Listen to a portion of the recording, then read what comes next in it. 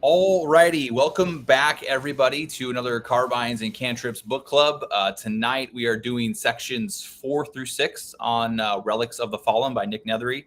It's about 100 pages. I think it's the biggest section we've probably done so far on the book club, but just means we probably have more to talk about. I really like this. Is a lot of juicy stuff to happen in this section, in my opinion. But how was your guys' week before we get too into things?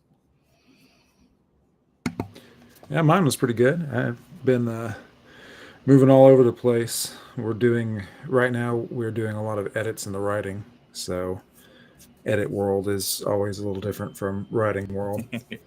And what project is that exactly working on? A couple projects, actually. We're writing something for Dave Butler, Twisted Our Arms, and we're getting something for the Art Prize. So have a novel there, and then we're working with Canon Publishing for the fantasy novel. So Sweet. that we have the second draft out to them. So there's been a lot of edits for that. It's you say though. Canon Publishing? Yes, Canon Publishing. Cool. I think I've heard of that. Have they got any books that I might be aware of? Almost guaranteed. If you know the Fae Wars, I think that's probably their biggest thing. I think I've heard of them. I haven't read any, but that sounds familiar. I mean, we're doing a Rack Press, so we're doing a Raconteur Press whole deal right now. They're good buddies with Holmes and the Canon, so they're all kind of small presses together. Yeah, I'll have to check out. I'm always looking for more publishers that are based. So you know what I mean. So I have to check them out. So I would say that Canon's big thing. So you know how Galaxy's Edge, Wargame, they do military fantasy that's kind of isekai, or we take this unit and we put them into the fantasy situation. Canon did the reverse. So Fae Wars is they take the fantasy and bring it into our realm. So the short version is the elves invaded. And they're pretty badass, and they got a lot of it's like all the other Independence Day with elves. Yeah, that's pretty much, but it goes a lot worse than Independence Day did. Yeah. So So what you, Jesse? What'd you do this week? What did I do on editing projects?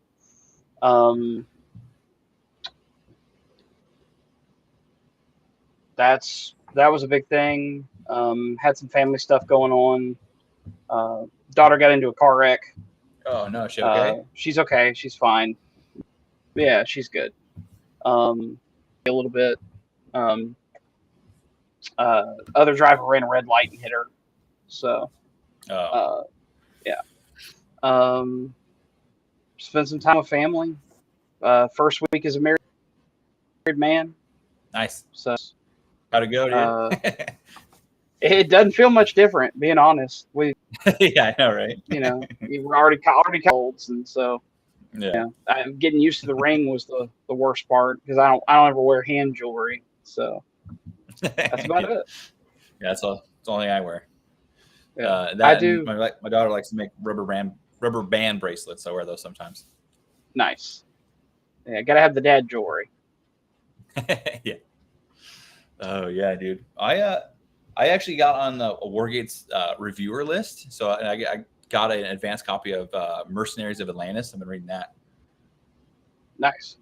Very nice. Yeah. So. Is that a continuation of one of the series, or is that new? Like a new series? It says book 1, so I'm assuming it's a new. I mean, I don't know if it's like a spinoff or something else, but I'm excited now.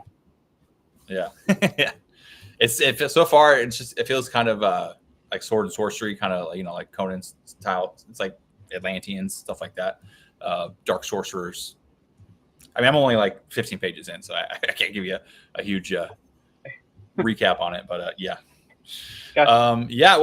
Welcome back to the book club. If anyone is following along, or if you're watching this later, feel free to pick these books up and participate in the chat. I usually always put an Amazon link in the description of the video on YouTube. I don't think it shows up on X, but if you're watching on YouTube, or you can just go to Amazon and look it up yourself.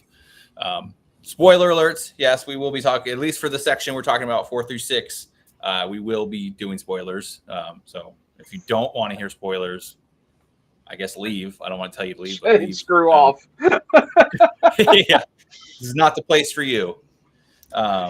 Or don't. You really don't have to worry about it. Like, they've done a lot of studies. All of them have said that spoilers actually don't decrease the satisfaction of reading it. So just keep watching this, enjoy the spoilers, and then go enjoy the book.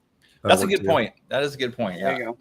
I feel like because you still got to go along for the ride and see how things get to where they get to and how the author pulled it off and all that stuff. Still fun. Quick recap. Dan goes to get read in on the program, and he sees the side effects of touching some of the artifacts. He sees what the different classes are of the artifacts. He learns that the real name of the program isn't Wormwood. That's like the unclassified name. The classified name is Silver Talon. It's like over a century old as far as they know. As far as the records show, if it's older than that, they don't know. They do kind of another walkthrough through the artifacts getting tested. Then they go down deep in the dungeon and come to the nursery where there's crazy artifacts, or they're like sleeping. They're not inert, I guess is what she says. So they can communicate with people, or communicate semi-sentient some way. Yeah, they dream and communicate with each other. It's crazy. And we learn that maybe this is where his psychiatry training is going to come in. And that's basically his first, like his read-in day, orientation day, whatever. Goes home. Kat's not happy about the danger he's going to be in, but ultimately she decides, tells him that she supports him if it's what he really wants to do. He does want to do it. Then Duncan ruins movie night after Dan gets all moved over and decides he wants to take the job. First movie night in the new house. Duncan gives a call like, bro, shit's going down. Get in the car. We got to go. Bring your piece. Never mind. I got a piece for you in the glove box. Better that way. So picks him up, takes him on a high-speed chase, chasing after some guys that were monitoring his home, and is worried that there's a possible mole or leak in Wormwood. That's why he called Dan, because he knew Dan couldn't be the leak because the information that the spies had, Dan wouldn't have been privy to it. So he's basically, it couldn't have been Dan. They take down these two spies. They call in Mike and Juan, get in a car chase, run them off the road. Craziness ensues. And then Dan thinks that he knows who the shot caller is for who the organization that the spies are working for. So Dan thinks he knows who the shot caller might be. A guy named Mad Mullah, which is maybe I'm saying that wrong. Mad Mullah from Afghanistan. Close enough. And then at Dan's Iraq, suggestion, also close enough. Oh yeah, I think it was Iraq. At Dan's suggestion, Wormwood does a deep sweep on all the employees to see who might be a mole or whatever. And it turns out a lot of people had bugs on their stuff, whether they knew about it or not. Seems like maybe they didn't know, but no less. 4 e-bugs. Yeah, they are artifacts.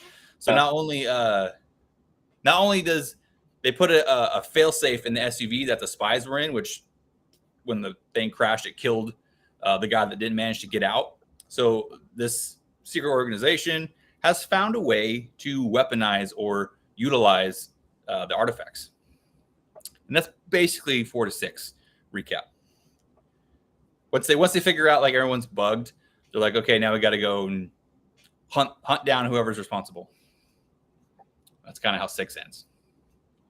But yeah, would you guys are you like done now, Ben, or did you finish it? No, I paused so that it didn't outstrip anybody. Okay. But no, I really enjoyed these. I enjoyed the getting into it. I mean, we're now past the blurb spoiler. So this is kind of up to where the blurb was. But basically there's a rival team, which is always a good idea if you're kind of designing these things. I like having that. I enjoyed the weaponized SCPs because they're definitely SCPs at this point. And I enjoyed a lot of the stuff they did with the Wormwood. Yeah. What is SCP? Forgive me for my ignorance. Oh, okay. So you have a wonderful joy ahead of you. Secure, contain, protect. It is. Oh, right. I think it said Yeah. SE. Yeah, okay. Yeah. I've Yep. listened to a couple episodes of that podcast. Oh, didn't know it's a podcast. It's a huge internet fiction, massive internet fiction project. Thousands and thousands of them. It's basically it's a bunch of things that are threats to the world that a foundation has to protect. And there's a lot of that here in Wormwood. Yeah. Yo, you haven't listened to the podcast? It's pretty good. I'm assuming it's just people reading some of the SCPs, which I'm sure would be great if they're well acted. Yeah, I don't know. Yeah, I don't know if they're original, if they're just reading what's already published, but yeah, they're pretty well acted. Like, you know, they use like actual production. There's like sound effects, like recordings and stuff like that. Make it sound like it's coming from like a tape recording or whatever. But I didn't realize that. I know about it and I forget about it because I don't consume a lot of the SCP stuff. Well, it's anti-mimetic. Yeah, I'm kind of wondering, like, with that, like, one, I agree that I like how there's a rival team, but I like that they're like super secret, and like our team, like Dan's team or the organization Wormwood, doesn't know who they are. Like, I love when there's like that secret enemy that seems to have the leg up on you and seems kind of like out of your league. Like Wormwood's been working with these things for like over a century. They don't know really anything about them other than what happens if you touch it, right? But like these guys know how to like weaponize it and turn it into surveillance equipment and stuff. So yeah, I like that. That's a big, unusual back foot for an American agency. Yeah. Like the vast majority of the time in the history of America, we've been even or doing better technologically than most of our adversaries. And so it's really interesting to see, and I am trying to figure out how, and with the revelation that we just had that they can do these little not microscopic, but these tiny bug size, microchip size artifacts. Whoever this is connected with the creators of these artifacts, and they've been showing up for hundreds of years. Like, it's very clear that the enemy is able to weaponize this when we don't have any clue. Yeah. And that in this particular instance is really scary.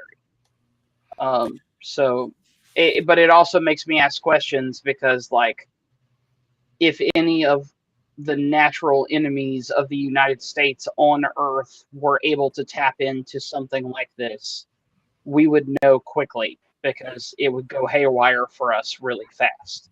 Yeah. When you give, Syrian rebels or whoever the ability to manipulate gravity, we're going to know. Like, it's not going to take long. They're not going to keep that on the route for long, dude. Yeah. So that it's interesting to see like how this is all going to tie together and work out. Yeah. That was one of the questions I wrote down. I was like, how could the Mad Mullah have figured out how to weaponize the artifacts if Silver Talon has it and they've had it for like centuries? So I'm curious to see how like that disparity gets addressed, like how like all these resources in Silver Talon and they haven't figured it out yet. So I mean, there's that whole aspect with the Mad Mullah where he seems kind of like the bad guy from Hellboy, where he like, gets murdered and he keeps coming back, kind of thing, and he seems to have like esoteric knowledge that nobody else knows about. So yeah, I'm wondering if it's just that guy is, like you said, maybe he's an alien, and that also made me wonder, like, so with that one side effect where like it gives you the visions where you're like the artifact like falling, and the hundreds of thousands of other artifacts are falling towards the ground, like towards a city. Sounds like some kind of a bomb run. Does that imply that it is in fact alien technology? Like, what city is that? Is that an Earth city? Is it an alien city? I don't know. I feel like if it was Earth city, there'd be some kind of historical record of, because it sounded like it was like an advanced modern city. Maybe I read that wrong, but that's what it sounded like to me. Not like Rome or something. I mean, clearly it's Atlantis. It's always Atlantis. I didn't think about that. I'm guilty of it. It's always Atlantis. So yeah. I can't say anything. I mean, there's nothing wrong with that. I do like the so there's kind of the perspective, and I think it's an IED, somebody who had to deal with IED's perspective. It might not be that he has their enemy, the Mad Mullah, has necessarily a huge amount more insight. It might just be that there's a realization that it's way easier to make something blow up than it is to use it properly. They were even saying the pipes style artifacts they pull up, the ones that got his team and the ones that smashed the enemy's SUV, they have gravitational effects. So they were speculating those could actually just be parts of a star drive. They could be, propulsion. They could be all kinds of weird things that, Stone Age monkeys just go blow up.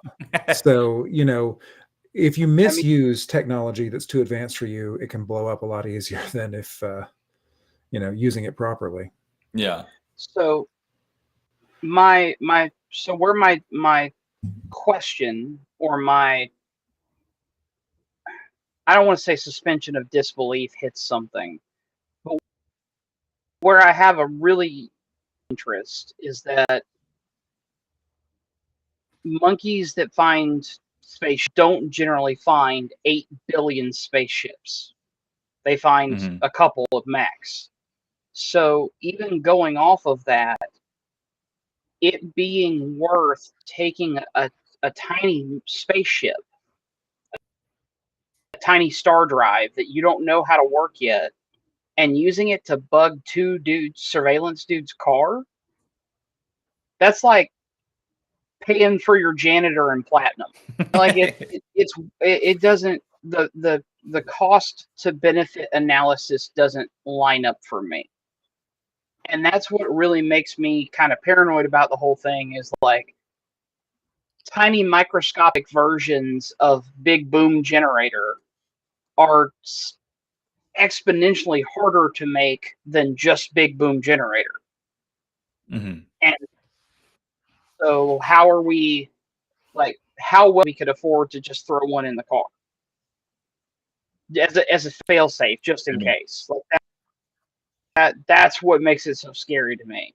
The little guys are way scarier to me than having a combustion engine that generates a singularity.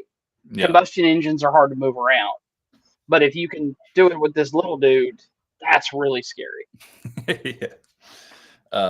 I don't know, man. I wonder if this is like an Ancient Aliens kind of thing. I don't know. Are they angels? But like in this world, the angels are aliens. I don't know, dude. It makes me think. I mean, they're all over they're all. Is that? They're all over the world, right? Alien. Yeah, and I'm wondering because like the different classes are like. I need to watch that because I don't remember exactly how the guy does it, but like the different classes are like known to appear in certain regions. It's like makes you think whether there's multiple alien civilizations that were warring or controlled certain areas, or it's just maybe ancient humans. I don't know, dude. Or maybe it's angels. We got to figure this out and see who is the fallen. That's what I want to know. I mean, as the Cthulhu mythos is allowed to be used by anybody. So if he wants to have them as great old ones and star seeds and everybody else, he can have it if he wants. I don't expect that it is, but the impression I have is rival aliens who just sort of used them as their gear. So that was my thought. Well, he kind of gives clues to that. Like, there's the one where he's like, "Do you know what this is?" And he's like, "I don't know, kind of your EOD, right?" So it's like, it looks like a projectile. And then like the one that's like, we think it's used for armor. So seems like it's military equipment. But just from an advanced species. But it's very confusing. Like I mean, I guess I don't know how the science works. Like with the people learning like languages as soon as they touch it, or learning kung fu. Like the Matrix, you just touch it, boom, download a kung fu, and I'm just going to murder my whole team. I don't know. They're really like the effects. Let's talk about the effects real quick. If you don't, dude, the spider guy, that was so cool, kind of terrifying. But like, what was it? Was it growing out of the spiders grabbed the back of his neck? Was that where it came from?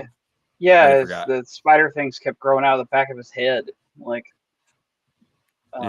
What'd you do with the spiders? They're like, it's like, oh yeah, it got a lot worse when we tried to cut him out. Like, oh god. What else was there? There was the cave that like blew up and shrunk down from the anti-grav one. But yeah, dude. Yeah, there's a lot of mystery, and I haven't been able to really sniff out what other than I think it's aliens is my best guess. Yeah, Ben, you brought up Cthulhu and Great Old Ones, and Cthulhu's trying to invade people's dreams or whatever, and then all of a sudden he just looks at one of his cultists and he's like, you know what? Screw it. Here's a bomb. Like just blow him up instead. Like, I'm tired of this. Right. I ain't got time for madness and dreams anymore. Just take this. Oh, I forgot. I was gonna look up. I forgot to look up and get the line. But there's that when Dan and Duncan and Ollie are on the phone together. Dan says it looked like a prayer or something under his mouth, but I didn't recognize it. If it's actual scripture, I didn't recognize the verse. Do you guys know? You guys know what I'm talking about? I think Dan is a classic literature Psychic? head. Oh. No, he's got. I think he reads a lot, and that was. I'd have to go find it and look it up because I didn't know where it was from either. But Gotcha. I think that. Yeah, was, Ollie's like, "What'd you say?" And he's like, "No, nothing." Yeah, it's probably Kipling or something like that. Gotcha. I'm kind of wondering if either Dan is some kind of sensitive. That's why I jumped to the psychic, or if maybe the exposure to the relic. Even though I felt like he kind of had that gut feeling before he found that first one, and then he felt it again when he got to the car, and then he was I don't know if his brain was just in a fog, trying to remember Mad Mullah, there in the scene, but he couldn't. And then it was later he remembered it. So I don't know if that's just the trauma from his original incident with the relic, or if his brain got tweaked a little bit, get some kind of, I don't know, sensitive abilities. I don't know.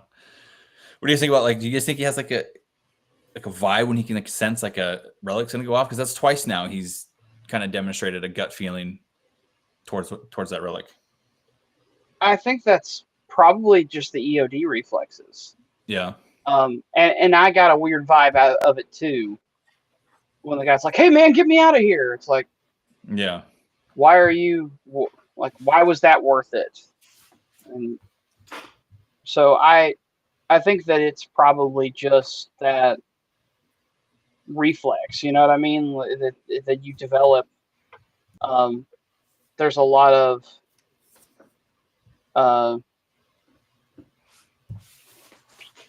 I'm sure you develop a lot of sixth sense feelings like that. Well, and keep in mind he's got the psychology degree too. Yeah. So. Yeah, I'm really interested to see how that because it keeps coming up. So I want to see how that gets fully employed. Yeah, I would not be shocked if the book ended with him having to talk down a bomb. Yeah. Just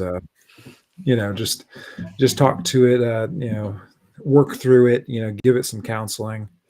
That's a hey man. I mean, that's a good scene right there. Hey man, let's take a deep breath and count back from 10. Wait. Yeah. Exactly. What is that from? I have no idea how many times it's been used, but my recollection, my favorite recollection of it is Red versus Blue. That's right. Yeah. Yeah, dude, I think he also puts a good amount of comedic breaks in there. Like when we got to the when he first gets to the lecture hall, or the brief, and the guy can't get the overhead to work right, and it's just the behavior of everybody while they're sitting there chilling. It just reminds me of every indoc from any job I've ever had. I don't know what it is, but the overheads, whoever's running the overhead can never get it to work right, which is a hilarious little thing to put in there. I also really liked. I don't know, is we got poop or where's the poop? That's not anything I'm familiar with from my time in the Navy. So I don't know if that's an EOD thing or where that came from. Snoop and poop. Snoop and poop? Yeah. So it's when you're on recon, you're snooping and pooping. Gotcha. Yeah. I was like, this is that was making me laugh. I didn't understand it. I was like, this is funny. Yeah, and then when he's in the plumbing van and he's like, dude, can you go any faster? And he's like, this is the Millennium Falcon, dude. I got this thing pedal to the floor. And then when the guys get in the back with the baseball bags, he's like, I don't think those are regulation or league approved or whatever. I don't know. I just like all the little because it's not like a ton. It's not like a Marvel movie where it's just pumping in jokes, but it's like there's a lot of crazy stuff happening, and he pumps in these little like funny moments that kind of gives you a breath. Gives you the sensible chuckle. Yeah. Which is a good way to do it. It's not comedic, but it is. I mean, people have a banter, which is good. I was also just amused by the poop being used so much because he is the least realistic part of this very veteran-heavy organization is how clean everybody's language is. It is a very, it's a unusually PG rated. Like I've never been around that many veterans who are that clean mouthed, but I thought it was funny. Yeah. Go ahead. Well, no, I guess I'm just talking about this for the audience because everybody here will know as a writer, but you can't write realistic dialogue for that specifically into most writing. It throws people off. Like I've had publishers been like, "Hey man, we got to take some of these out." Yeah. And I'm like, "Look, I've seen plenty of gunfight footage. I've interviewed my buddies that were in the gunfights, and there's an F-bomb between their periods. That's how you know sentences stop and start. Is I need you to go to this effing place to do this effing thing at this effing time and do it effing now, effing go." Would be a fully realistic combat sentence. But when you write that, people for some reason, like the blood and guts, the dude just got blown in half. Oh, that's fine. But there was way too many F words in that. And it's like, okay, whatever, dude. Sensibilities. Yeah, so I get, and Nick's a masterful enough writer to know that. So yeah, it's a thing. Diamond and Coreo talk about that. How when you're scanning a page, you tend to notice certain words that you're just keyed to notice easily, and that's any cuss word you're going to notice quickly. Mm-hmm. So you'll notice it when you flip the page, you notice it once in what's about to come. Then you read it, and then it's still there, and you're aware of it on the page, basically behind. So they were recommending whatever would be natural for if you're in a combat situation or whatever, cutting it down to a third of the cussing that would be in an actual thing. I mean, it's interesting because I've seen that, and it actually is true. Just a realistic level of it is it's too much when you're reading because it's too loud. Yeah. It's like all caps. It's something that should be used very sparingly because you see that as a shout. And so that's something that you do see in there. But I think Nick is making a point to be kind of clean. I don't know if that's a company policy or if it's just his policy. I did chuckle at one point where I don't think I've ever read that. He was like, I forget the name of the character, but it was like character said the Lord's name in vain. I was like, that's awesome. Which is fine. I mean, I'm fine with that. That's good. But I was just like, yeah, that's I don't think that's necessarily a company policy, but I think that's a writerly thing. And there's nothing wrong with that. I mean, especially if you want to be writing for stuff that your kids read. There's nothing wrong with that. Yeah. Speaking with the way that people talk and stuff, I really like Mike and Juan's rapport, their chemistry, I guess. I don't know. Mike is like my spirit. I'm like showing up late because he has to go to the bathroom. Like that's me all day, dude. I think I was most stressed about in the military is like, oh, I'm gonna have to go to the bathroom. I'm gonna be late to something. I'm gonna get yelled at. And his I don't know. He's like the Bachelor. I don't know. His attitude is just funny. He's like laughing at Juan about like his wife being pissed about all the searches and stuff. Sucks to be you guys.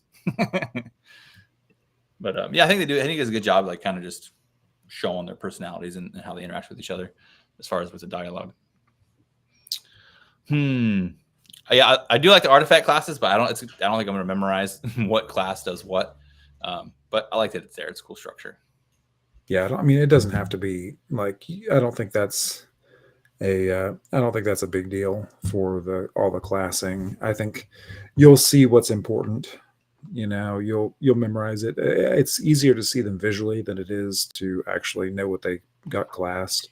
Yeah. If it has the pipes and it has all the looks like a refrigerator unit, then that's the thing with gravity.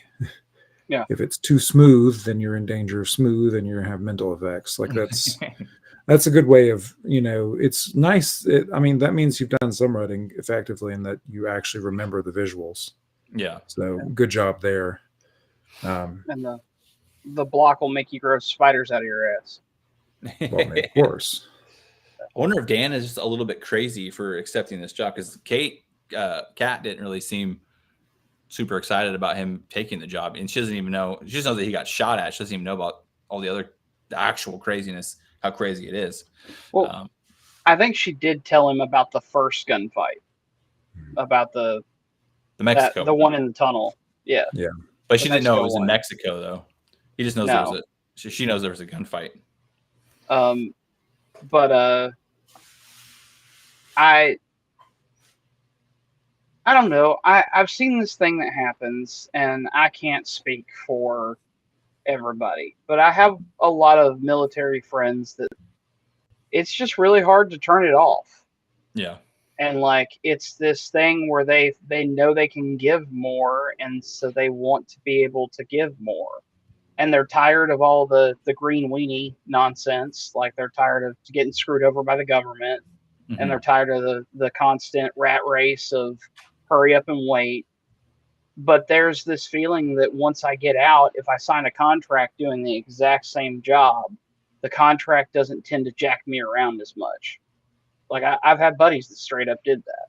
Now, whether that's true or not depends on the person, but I think it's very realistic for Dan to be like, I still have all these skills and I can still put them to use helping people.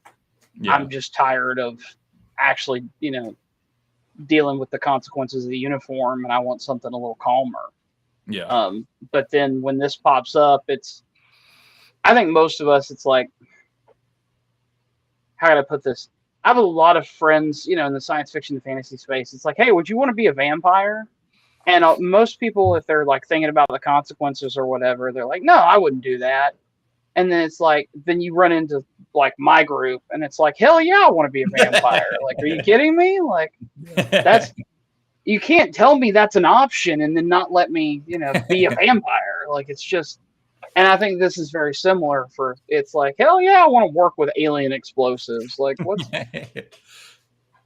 Yeah. I mean, other than like the bloodlust and not being able to go out in the daytime, what's the drawback, dude? To a vampire, at least. I mean, there's more drawbacks with these ordinances, these alien with the alien explosives. Yeah. Yeah. Yeah. No, I mean, you know, it's what it is. Some people want to live forever. Some people are terrified of it. Yeah. I'm honestly like really liking like now that we get some more time with him and Kat, like I'm liking their relationship. It's giving me a lot of anxiety because I'm like, especially now that like with the thing that happened with Duncan, and we know we're getting more involved with this secret organization that seems to want to swoop in and has no issue killing Wormwood guys. I mean, like getting worried that like something's going to happen to his family. Yeah. Well, and that's what worries me is like, I don't think that they told their families about being spied on. Mm-mm. And that's a big, like, hey man, you're going to go on mission eventually. Like, you're going to get a call to go to Mexico or, you know, South America. And unless we're pulling spare mics and spare wands, like unless we're putting spare Green Berets and MARSOC dudes on our families for security, you know, this is a problem that has not been sorted yet that I surely cannot come back to kick us in the butt later. Yeah.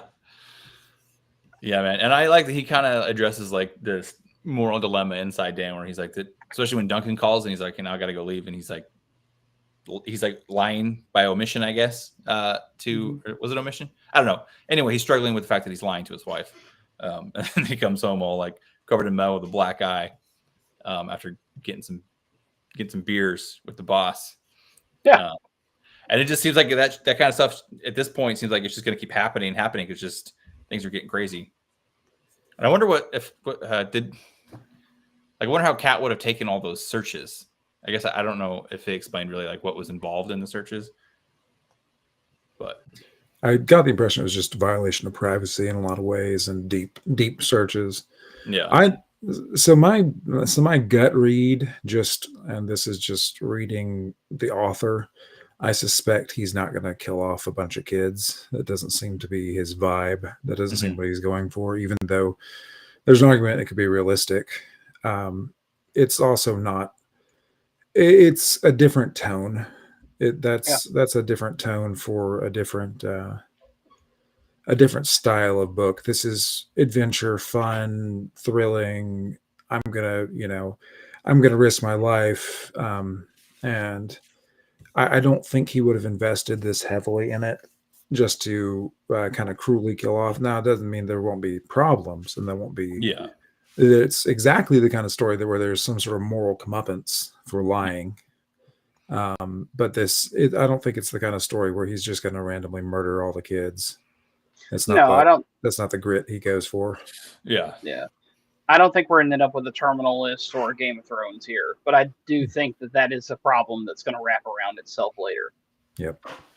Yeah, I think I just got to blame you, Val, because I think I just have the hand of God still in my system, and I'm just like expecting terrible things to happen. Yeah, it's going to end up Esther bad at some point. Yeah. Great book, though. If you guys haven't read The Hand of God, recommend it.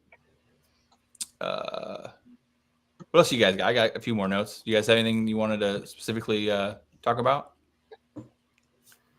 I feel like the book really picks up here. Go ahead, Ben. I'm sorry. No, it's good. No, it really does pick up. No, I do like I love his love of the slice of life. He really does seem to care about his characters, and he really does seem to care about all the people involved, which is nice.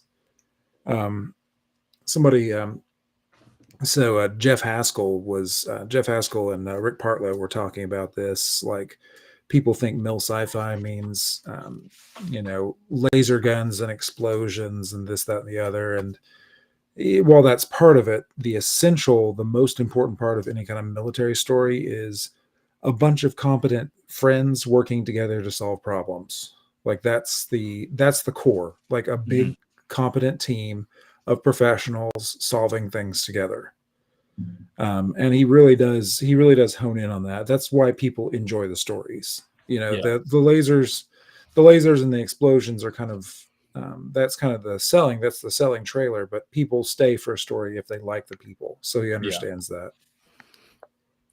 Yeah, speaking of the slice of life aspect, I did really like the whole barbecue scene. Well, one, like the Friday night ritual and stuff was cool with his family, but like the whole team coming together and like their kids playing, and like his son's hitting on, I think it was Duncan's daughters or someone's daughters. He's gonna have to nip that in the bud. It's one, like, yeah, it just kind of brings more flavor to the world, but also like makes me care about all these characters more, which means if something bad does happen, who knows? It's gonna, or whatever happens, even if it's not something like necessarily totally brutal, like if someone gets kidnapped or whatever, it's gonna make the stakes higher for me. Right. Which I like. Oh, that actually. So I guess we could also do predictions, since I haven't read to the end. I could totally see, an unending scene, if you really want to have up stakes, is he has to talk down a bomb that is threatening his family or the families of those around him. Like, that's a pretty good end, high stakes end, a pretty good threat for the character. Do you think the ending is going to be a cliffhanger? I mean, obviously it's book one, so it's kind of a thing to go towards. I think he's a moral reprobate if it is, because they've just announced that his next book is going to be a fantasy novel, so not this one. So I will be personally irritated with him if he has it as a cliffhanger and his next novel isn't that. Kind of good. Oh man, let's see here. In regards to the whole like trying to figure out like how they're getting spied on and stuff like that, I love that aspect of like. Gotta go talk shit to Nick on Discord real quick. I think you just glitched out there a little bit, dude. Yeah, I dropped out for a second. Oh, okay. I was really like kind of like Monster Hunter Vendetta, right? Where like they think there's a mole inside their team, but it's not just like in their team. Like the people need to be able to trust each other. They're very tight knit, and so the idea of a betrayal from someone like that hits very hard. And I like that kind of story element when it comes around. It's the director. It's been the director the whole time. The faceless Dude, director that we like, never who was see. this director, dude? Yeah. I honestly, Ollie's kind of giving me some vibes. I don't know. Like, is Ollie a little sketch? I don't know. I don't know why. I couldn't tell you the reason why. I just like something about the guy. He's too cool. I'm wondering if Nick's ever actually going to, not Nick, Dan. If Dan is going to actually have to, trying to find the right way. He keeps being at the violence, right? But he keeps not really participating in the violence. Yeah, that's true. And he's a shooter, but he's never shot anybody. And like we know he's capable, but there's always this part of the action that he's a little bit separate from. Mm-hmm. And so my question is how is he going to handle when it's finally like there's nobody else to take the shot? Or he's got to rig up the bomb and let the bomb, detonate on the enemy team or whatever. When it's like, when the blood's on his hands, how is he going to handle that? That's a good point. Yeah, if that does happen, I hope it's a powerful moment. I was curious. I don't know. Maybe you guys know. I don't know what a dampener is, but it seemed like it was significant. And when Dan was like, "We have dampeners here," and then Ollie was like, "Well, you're not read it on that." So I don't know if that's going to come back later as be a significant thing. I have no idea what a dampener is. So if there's you guys a whole laundry know, list, man. Oh, a dampener would there's something that makes the artifacts weaker or in some kind of form. You know what I mean? Like that's the only dampener that he would need to be read in on. Yeah. If it was a dampener like explosive dampener or something like something that he was familiar with, he wouldn't need to be read in.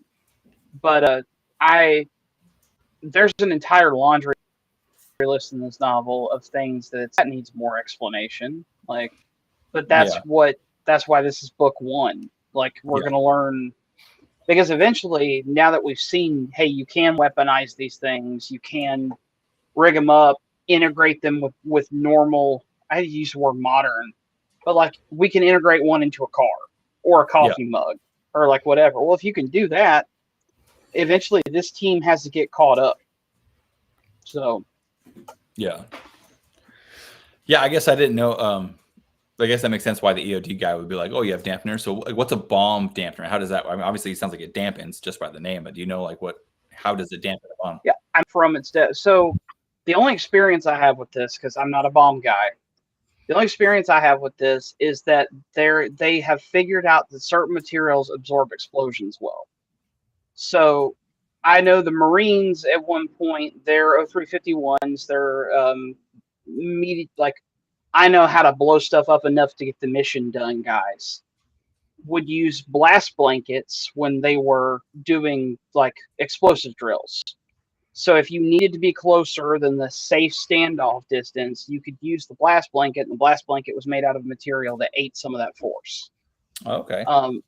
That is my only real life experience with that I can confirm that is a thing. I've also heard they don't work super well, and they still you get your bell rung anyway. Yeah. So that's, but when I hear dampener and we're looking at these crazy artifacts, I automatically assume as a sci-fi nerd, like, oh, cool, you figured out some way to make these effects lessen or limit the radius in some way. Especially when the next response is like, oh, you're not read in on that. And it's like, oh, okay, cool, dude. Whatever. We'll talk about it later. Man, it's going to take some brass balls to put a blanket on and go walk closer to an explosion. Yeah. Hope this works. Anything with explosives in combat takes a certain level of brass balls. Yeah, dude, EOD job. That's just nuts, man. That's crazy. So that is an interesting thing you were commenting about, you're talking about how he's a shooter and he's a diffuser. I'm curious to see how this goes because I hadn't thought about it until reading this book, having an EOD protagonist, by definition, the action movie stops if your protagonist succeeds. Success for an EOD guy means the boom doesn't happen. So I'm curious to see how that kind of work, that circle gets squared, because a lot of the whole point of his job is making there not be a spectacular explosion in the end. Yeah. I think that the interesting thing about the job is we had a saying in martial arts that was like, if you're going to learn to break people, you got to learn to put them back together. And so all of us learned the basics of like massage and joint relocation and how to put fingers back straight, because those things happened a lot. Like you'd accidentally crank a lock too hard and all of a sudden this dude's shoulder's out of socket. Yeah. And it's like, well, the least you can do is put it back in for him, man. Come on. So we learned the reverse. And I would imagine pop a bomb, you have to learn everything about the bomb first. Mm-hmm. And we've already seen some like, oh yeah, I can rig something up. Not a minute. Like I would imagine that Dan, and by extension Nick, because Nick did this job, if Nick wants something blown up, it's going to get blown up. So I would imagine eventually we're going to see the reverse of that. Yeah. Yeah. I think maybe one like little, I don't know if it's a gripe, but like I don't feel super connected to AJ and Bunny, and I know they died early, but like I mean, like when Dan kind of has a flashback, maybe it's because they died like right out of the gate, and I didn't get a chance to get to know them or like see their relationship. That's the only kind of thing. I don't really feel super strong to that like aspect of his grief, I guess, because I didn't really know those two characters. Yeah. But yeah, I think that's all I really had for these sections. Yeah, definitely a big uptick, and a big jump forward in plot and just revealing the antagonist, not revealing the antagonist, but dipping your toe in the antagonist pool. Yeah, I'm excited. You guys got anything else you want to toss out there? No, beyond the same. Just again, it's a well-written book. It's been fun. It's a fun read. I'm looking forward to the end of it. Yeah, let's take a look and see. So there are 9 sections. Should we just finish the book? How many pages is that? That's about the same as we did this week, I guess. Should we just finish it? Do 7 through 9? I don't know what your guys' schedules are like, so we can do less if it's too much. I'm happy with that. Yeah, I think we can do that. We'll be okay. That's good. Cool. Yeah, let's just next week will be the last one for this book. I'll reach out to Nick and see if he's able to come on, because he kind of said he would come on if he could make it. So I'll see if he'll come on for this last one, and we can ask him all kinds of questions about the Fallen. The season finale of Relics of the Fallen. Yeah. All right, so see you guys next week. Chat, anyone watching later on, thanks for watching, and pick up the book, read it, and then come participate next week. But chat was a little quiet tonight, but that's okay. It's not always hopping. But yeah, I'll see you guys next week. Cool. Take care. See ya. See ya. See you guys.